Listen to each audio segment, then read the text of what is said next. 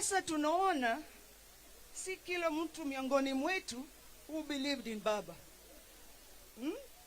Wengine walikuwa wakimtumia tu. Wamesahau kazi ya uongozi, ama wamesahau vile hii chama ilianza.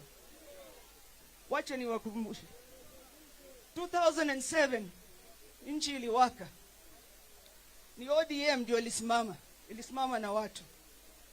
2013 kura iliibwa.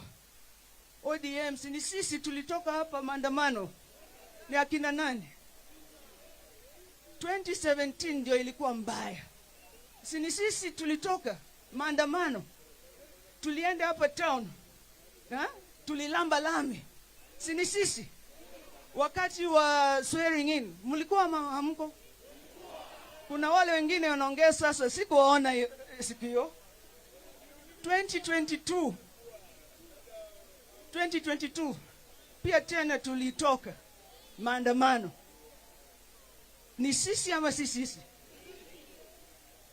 Sasa after that tulikuwa na hii protest ya Gen Z.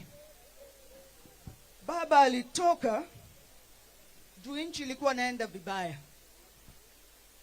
Vijana wetu walikuwa wamepigwa risasi, watu walikufa, biashara zimefungwa. So baba akatoka kuleta utulivu wetu wa nchi. Baba hakuwa sycophant. Hakuna siku baba aliwahi kutuambia kwamba ametuacha hapa ama wapi ama wapi. Hakuna siku.